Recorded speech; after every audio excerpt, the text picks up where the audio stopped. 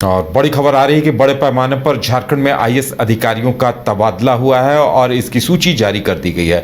हम आपको बता दें कि अजय नाथ झा को बोकारो उपायुक्त बनाया गया है, फैज अक अहमद रामगढ़ के उपायुक्त बनाए गए हैं, आदित्य रंजन को धनबाद का डीसी बनाया गया है, रामनिवास यादव अब गिरिडीह के डीसी होंगे, आरा रोनिटा को खूंटी उपायुक्त बनाया गया है, नमन प्रियेश लकड़ा देवघर के डीसी बनाए गए हैं, अंजलि यादव गोड्डा की डीसी बनाई गई हैं, कर्ण सत्यार्थी को पूर्वी सिंहभूम का डीसी बनाया गया है, चंदन कुमार को चाईबासा उपायुक्त की जिम्मेदारी दी गई है, तो कंचन सिंह सिमडेगा की उपायुक्त बनी है, नीतीश कुमार सिंह सरायकेला खरसावां के, प्रेरणा दीक्षित को गुमला का डीसी बनाया गया है, शशि प्रकाश सिंह हजारीबाग के डीसी बनाए गए हैं, कुमार तारा सिंह लोहरदगा के, कीर्ति श्री जी वो चतरा के और अभिजीत सिन्हा दुमका की जिम्मेदारी दी गई है, ऋतुराज कोडरमा डीसी बनाए गए हैं, समीरा एस पलामू डीसी बनाई गई हैं, रवि आनंद जामताड़ा और दिनेश यादव गढ़वा डीसी बनाए गए हैं। तो ज्यादा जानकारी के लिए इस वक्त हमारे साथ हमारे सहयोगी मदन है। मदन, एक साथ कई सारे अधिकारियों का तबादला किया गया है, एक बड़ा फेरबदल, प्रशासनिक फेरबदल इसे कहा जा सकता है। जी बिल्कुल, देखिए एक लंबे समय से इंतज़ार भी किया जा रहा था कि अधिकारियों का तबादला जो है वो हो सकता है, लेकिन अब वो नाम सामने आ चुके हैं। इसमें महत्वपूर्ण ये इसलिए होता है कि कई जिलों के जब कप्तान बदले जाते हैं, सीधे तौर पर कहें तो उपायुक्त बदले जाते हैं, तब एक बड़े पैमाने पर माना जाता है। अगर सचिव स्तर पर फेरबदल होता है तब भी एक बड़ा ट्रांसफ़र पोस्टिंग माना जाता है, तबादला फेरबदल माना जाता है, लेकिन कई जिलों के उपायुक्त जब बदले गए हैं तो ऐसे में सबकी निगाहें, पूरे राज्य की निगाहें टिकी है कि क्या उनके जिले के उपायुक्त भी बदले गए हैं। तो ऐसे में सबसे पहला नाम जो है वो अजय नाथ झा का है। ये आदिवासी कल्याण आयुक्त रांची, झारखंड रांची के थे, जिनको अब बोकारो का उपायुक्त बनाया गया है। देखिए बोकारो उपायुक्त जो है काफ़ी सुर्खियों में भी थी हाल के दिनों में, जो बीएसएल में घटना घटी थी और उसके बाद श्वेता सिंह जो कांग्रेस की विधायक है वहाँ पर, वो लगातार एक दूसरे के बीच जो एक तरह से चला मामला, उसको लेकर के सुर्खियों में रही। तो अब वहां से तबादला जो है विजया यादव की हो चुकी है। दूसरे नाम हैं फैज अक अहमद मुमताज, जो निदेशक बागवानी झारखंड के थे। देखिए जो राज्य स्तर पर जो मुख्यालय में थे, अब उनको फिर से एक बार जिले की कमान जो है वो सौंपी गई है। तो ऐसे में जिला दंडाधिकारी एवं उपायुक्त रामगढ़ इनको बनाया गया है। देखिए आदित्य रंजन ये निदेशक सूचना प्रौद्योगिकी एवं ई गवर्नेंस झारखंड के थे, जिन्हें जिला दंडाधिकारी एवं उपायुक्त धनबाद का बनाया गया है। तो कई ऐसे नाम हैं, हजारीबाग के उपायुक्त बदले गए, फिर चतरा के उपायुक्त बदले गए। कई ऐसे नाम हैं जो लगातार ये था कि यहाँ के उपायुक्त जो है वो बदले जा सकते हैं। तो अब उस नाम पर जो है मुहर लग गई है कि कौन नए उपायुक्त बने और किसको कमान दी गई। श्री रामनिवास यादव निदेशक उच्च शिक्षा झारखंड रांची के थे, जिन्हें गिरिडीह का उपायुक्त बनाया गया है। श्रीमती आर रोनिटा, इनको जो है जिला दंडाधिकारी खूंटी बनाया गया है, उपायुक्त के तौर पर इन्हें जिम्मेदारी दी गई है। नमन प्रियेश लकड़ा को उपायुक्त जो गिरिडीह के थे, अब उन्हें देवघर का कमान दिया गया है। देखिए एक बड़ा फेरबदल जो है श्रावणी मेले से पहले यह किया गया है, क्योंकि जिस तरह से लगातार आप देख रहे हैं कि श्रावणी मेले को लेकर के देवघर में भी और जिला झारखंड के राज्य में मुख्यालय में भी बैठकें हुई और तैयारियों का समीक्षा किया गया कि आखिर श्रावणी मेले को लेकर क्या क्या तैयारियां हैं। और उसके आगे अगर हम बात करें तो अंजलि यादव, जो कि निदेशक थी पर्यटन झारखंड रांची के, उन्हें अब जो है गोड्डा का कमान दिया गया है।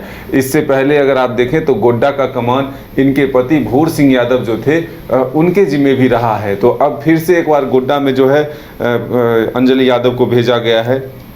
कर्ण सत्यार्थी उपायुक्त गुमला थे, जिन्हें अब जमशेदपुर के पूर्वी सिंहभूम की कमान दी गई है।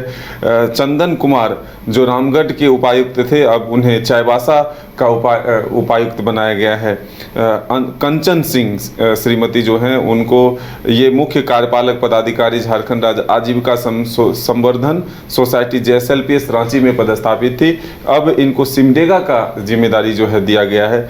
तो ऐसे में नीतीश कुमार सिंह निदेशक अंकेक्षण थे, जिला दंडाधिकारी खरसावां इनको बनाया गया है, सरायकेला का उपायुक्त बनाया गया है। तो कई नाम ऐसे हैं, लगभग 20 नाम ऐसे हैं जो फेरबदल किए गए हैं हैं। बिल्कुल मदन, और कहा जा सकता है कि उपायुक्तों का तबादला किया गया है, क्योंकि जिन उपायुक्तों को पदस्थापित किया गया, यानी जिनका तबादला किया गया है, उन्हें कहां प्रभार दिया जाएगा, इस बारे लगता है एक और सूची अभी जारी होनी बाकी है।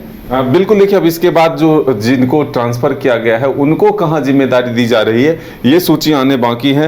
लेकिन उप विकास आयुक्त रांची जो थे उनको गढ़वा का उपायुक्त बनाया गया। तो एक ये कोशिश की गई है कि जो राज्य मुख्यालय में थे उन्हें अब जिला का कमान सौंपा जाए, और अब हमें लगता है कि जो जिला का कमान छोड़ करके राज्य मुख्यालय आएंगे उनको अब जो है यहाँ पर जिम्मेदारी बांटी जाएगी उनके बीच में। तो एक नया सूची जरूर जारी होगा जल्द से जल्द आईएएस के तबादले के रूप में। तो अब देखना होगा कि अगली बारी किनकी है और किस विभाग की जिम्मेदारी। और बिल्कुल कई अधिकारियों को जो अलग अलग निदेशक के पद पर थे, जैसे उप विकास आयुक्त दुमका, प्रबंध निदेशक झारक्राफ्ट, पर्यटन विभाग, तो इन्हें उपायुक्त की जिम्मेदारी दी गई है। और उपायुक्तों को जिन्हें हटाया गया है उन्हें कहां कहां जिम्मेदारी दी जाएगी, इसके लगता है कि सरकार की तरफ से कुछ मानक तय किए गए होंगे। बिल्कुल, जल्द से जल्द वो सूची जरूर जारी की जाएगी। और ये कहा जाता है कि जब जिला मुख्यालय से राज्य में बुलाया जाता है, राज्य मुख्यालय में बुलाया जाता है, तब वहां पर एक बड़ी जिम्मेदारी भी मिलती है।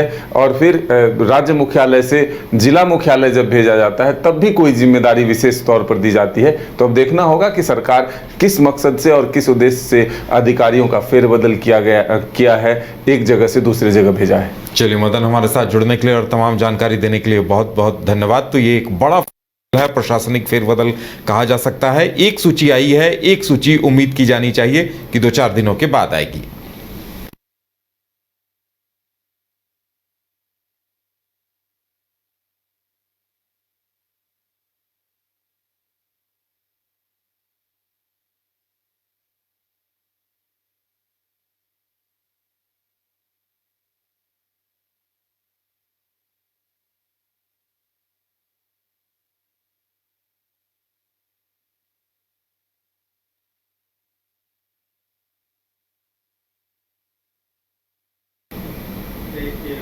और झारखंड की नई शराब नीति की नियमावली इन दिनों चर्चा में है। उसे लेकर विपक्ष की तरफ से आपत्तियां दर्ज कराई गई हैं। बाबूलाल मरांडी इसकी विसंगतियों को लेकर राज्यपाल के पास पहुंचे और उन्होंने राज्यपाल महोदय से आग्रह किया है कि जो इस नीति में गड़बड़ियां दिखाई दे रही हैं या जिन गड़बड़ियों का अंदेशा है उन्हें दुरुस्त कराया जाए। तो बाबूलाल मरांडी राजभवन पहुंचे और संतोष गंगवार जी से मिले और उन्हें एक पत्र सौंपा और कहा है कि एक नए घोटाले की कहा जा सकता है कि भूमिका तैयार की जा रही है, क्योंकि इससे पहले भी जो शराब घोटाला किया गया वो शराब माफियाओं के दबाव में किया गया और इस बार उससे भी बड़े घोटाले की तैयारी की जा रही है। इस तरह के खुलेआम आरोप बाबूलाल मरांडी की तरफ से लगाए गए हैं और अब वो अपने इस मुद्दे को लेकर राजभवन पहुंचे। ज्यादा जानकारी के लिए मदन है हमारे साथ। मदन, क्या कुछ मायने हैं इसके? बाबूलाल मरांडी राजभवन पहुंचे और उन्होंने राज्यपाल को एक पत्र भी सौंपा है। देखिए, सीधे तौर पर जो 15 मई को झारखंड में हेमंत सोरेन सरकार की कैबिनेट के द्वारा जो फैसले लिए गए उसमें नई शराब नीति, खुदरा बिक्री को लेकर के, दुकानों के आवंटन को लेकर के नियमावली बनाई गई और एक शराब नीति नई बनी। अब सीधे तौर पर बाबूलाल मरांडी जब राज्यपाल के पास पहुंचे हैं तो वो ये कह रहे हैं कि ये सरकार अपने इस अब तक के कार्यकाल में 2 बार शराब नीति बदल चुकी है, जिससे न कि राज्य में राजस्व की बढ़ोतरी हुई और न यहाँ के लोगों को रोजगार मिल पाया। अब फिर से एक बार नए तरीके से एक सिंडिकेट तैयार करने की कोशिश हो रही है, कुछ लोगों को लाभ पहुंचाने की कोशिश हो रही है। तो मुख्य रूप से 2 मांगे जो है वो बाबूलाल मरांडी की तरफ से की गई है कि राज्य में जनसंख्या के अनुपात में आदिवासी, दलित, दिव्यांग और महिला श्रेणी को शराब की दुकानों का आवंटन हो और साथ ही जो कैबिनेट के माध्यम से ही फैसले पहले लिए जा चुके हैं कि राज्य में 75% नियोजन स्थानीय निवासियों को हो, राज्य के निवासियों को हो, उसी के आधार पर शराब दुकानों की भी आवंटन की जाए ताकि 75% दुकान जो है यहाँ के स्थानीय लोगों को मिल सके।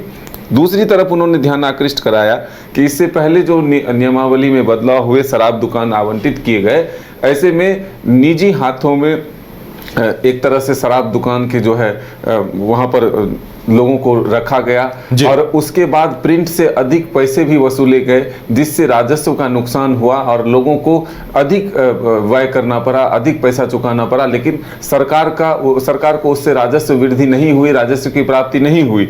और अब जो नियम लाया गया है, जिस नियमावली के तहत दुकान आवंटित हो रहे हैं, ऐसे में एक लोग को एक जिला में 3 यूनिट यानी कि 9 दुकान मिल सकते हैं और राज्य भर में 36 दुकानें मिल सकती है। तो ये कहीं ना कहीं एक बड़ा गेम है, बड़ा प्लानिंग है फिर से एक बार शराब घोटाला करने का और कुछ लोगों को, शराब सिंडिकेट, शराब माफियाओं को राज्य में दुकान आवंटित करके इससे अधिक पैसे कमाने का। तो इसे रोकने के लिए राज्यपाल के पास सीधे बाबूलाल मरांडी पहुंचे और 3 जो महत्वपूर्ण सुझाव दिए हैं उसमें ये है कि जिस प्रकार केंद्र सरकार पेट्रोल पंप और गैस एजेंसी के लाइसेंस निर्गत करने में दलितों, आदिवासी, महिलाओं, दिव्यांगों और सेना से सेवानिवृत्त जवानों को प्राथमिकता देते हैं, उसी प्रकार राज्य में सरकार भी गरीब आदिवासी महिलाओं को जनसंख्या के आधार पर एवं सेना के सेवानिवृत्त जवानों के लिए देसी एवं विदेशी शराब दुकान आवंटित करने का प्रावधान लाए। दूसरा, नई उत्पाद नीति में एक व्यक्ति एक दुकान को मानक मानकर एक व्यक्ति या प्रतिष्ठान को पूरे राज्य में एक ही शराब दुकान आवंटित हो, जिससे ताकि ज्यादा से ज्यादा लोगों को व्यवसाय करने का मौका मिल सके। तीसरा जो महत्वपूर्ण है वो है कि जिस प्रकार राज्य सरकार ने निजी क्षेत्रों में राज्य के लोगों के लिए 75% आरक्षण का निर्णय कैबिनेट से लिया है, उसे शराब दुकानों के आवंटन में भी लागू करे। तो ये 3 महत्वपूर्ण सुझाव जो हैं वो राज्यपाल के माध्यम से बाबूलाल मरांडी ने। मदन, देखिए, बाबूलाल मरांडी जिन मुद्दों को उठा रहे हैं, इससे पहले भी उन्होंने ट्वीट किए थे, तो उन्होंने कई आरोप लगाए थे और कहा था कि एक ही कंपनी या एक ही आदमी कई दुकानों को, सैकड़ों दुकानों को ले सकता है और लगता है उनकी ये कोशिश है कि शराब माफिया हावी ना हो। अब देखने वाली बात ये होगी कि इस पर राज्यपाल क्या एक्शन लेते हैं। मदन, बिल्कुल, देखिए, लेकिन जो कैबिनेट के फैसले हैं वो राज्यपाल तक जरूर पहुंचते हैं और उसके बाद वो लागू होते हैं। तो अब ऐसे में सरकार क्या कुछ, राज्यपाल इसमें क्या सुझाव देते हैं, क्या इसी सुझाव के साथ उसको वापस भेजते हैं, ये देखना होगा। लेकिन आने वाले दिनों में इसको लेकर के सियासत खूब होगी, क्योंकि एक इससे पहले भी आप देख चुके हैं कि हाल ही के दिनों में IAS विनय चौबे की गिरफ्तारी शराब घोटाले के मामले में ही हुई है और लगभग ये कहा जा रहा है कि ये घोटाला जो है 200 करोड़ तक का पहुंच चुका है। तो ऐसे में फिर से एक बार शराब घोटाला ना हो राज्य में, इसको लेकर के जरूर राज्यपाल जो है कुछ ना कुछ एक्शन लेंगे। चलिए मदन, हमारे साथ जुड़ने के लिए और तमाम जानकारी देने के लिए बहुत बहुत धन्यवाद। तो देखने वाली बात यह होगी कि बाबूलाल मरांडी जिन मुद्दों पर ध्यान आकृष्ट करा रहे हैं उसे लेकर आगे क्या कुछ निर्णय होता है।